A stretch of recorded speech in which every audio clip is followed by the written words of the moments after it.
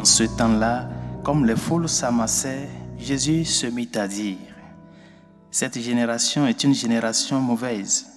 Elle cherche un signe, mais en fait de signe, il ne lui sera donné que le signe de Jonas. Car Jonas a été un signe pour les habitants de Ninive. Il en sera de même avec le Fils de l'homme pour cette génération. Lors du jugement, la reine de Saba se dressera en même temps que les hommes de cette génération et elle les condamnera. En effet, elle est venue des extrémités de la terre pour écouter la sagesse de Salomon.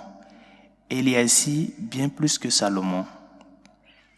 Lors du jugement, les habitants de Ninive se lèveront en même temps que cette génération et ils la condamneront. En effet, ils se sont convertis en réponse à la proclamation faite par Jonas, et il y a ici bien plus que Jonas. Acclamons la parole de Dieu. Louange à toi, Seigneur Jésus. La racine ou la base fondamentale de la foi, c'est la confiance. C'est sur la confiance que la foi se développe, que la foi se transforme en vie, se transforme en œuvre. Quand il n'y a pas de confiance, il n'y a pas de vie. Et c'est cette confiance qui a manqué aux contemporains de Jésus. Pourquoi alors Jésus proclame à Jonas comme un signe pour les Ninivites? En quoi Jonas est un signe pour les Ninivites?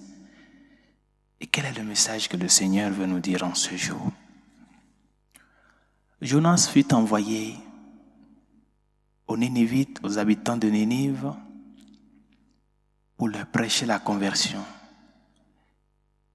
Et ceux-ci ont fait le pas de la conversion juste en faisant confiance à la personne et au message. Il a suffi la personne et le message de Jonas pour que Dieu puisse œuvrer à travers lui. Pas plus. La personne et le message. Bien que Jonas n'est qu'un simple prophète, un porteur du message, ce signe-là les a suffi pour pouvoir rebrousser chemin, pour pouvoir revenir à Dieu à travers cette médiation prophétique de Jonas. Nous avons le grand signe avec nous.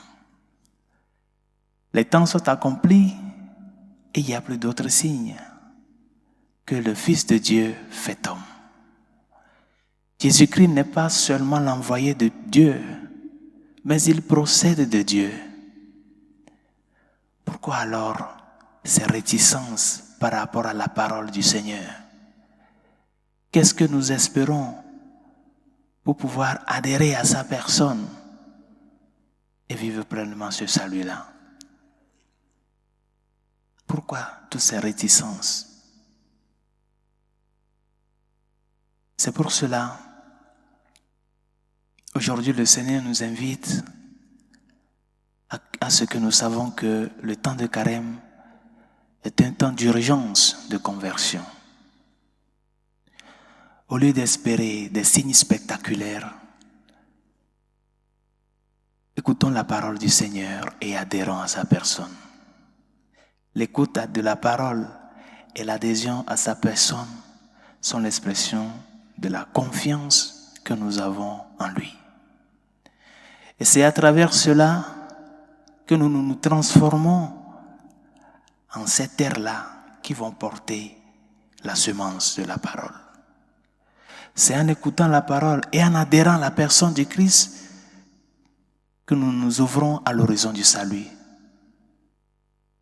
Parce que sinon, s'il n'y a pas cette réciprocité, notre vie de salut ne parvient pas à son achèvement. L'œuvre de salut ne parvient pas à son achèvement. Le Seigneur, il a déjà fait l'œuvre de la rédemption objective. Maintenant, comment est-ce que toi, tu l'acceptes? C'est maintenant à toi de jouer ta partition. Et c'est ce que le Seigneur vient nous enseigner en ce jour. Il est le signe, le véritable signe. Il est le Dieu fait homme. Il est la parole vivante. C'est seulement dans l'adhésion à cette parole et à sa personne que la foi se fait vie, que la foi se fait chair, que le salut parvient à son achèvement dans notre vie. Et c'est en cela que nous nous transformons en des témoins, en cela que nous nous transformons à ces lumières qui illuminent le monde. Que ce que tu professes de par tes lèvres s'exprime de par tes œuvres. N'attendons pas, ne laissons pas cette opportunité passer. Le temps de carême est le temps favorable de faire le bien, de revenir au Seigneur. C'est le temps de l'urgence, urgence par rapport à la conversion. Viens à lui, parce que cet amour premier que tu as expérimenté, que ce feu d'amour-là ne s'éteigne pas en toi. Mets-toi à l'œuvre. Apporte ce que tu dois apporter. Collabore avec le Seigneur afin que cet amour puisse grandir, puisse contaminer les autres et les faire venir au Seigneur. Temps de carême, urgence de conversion. Que sa grâce nous y aide.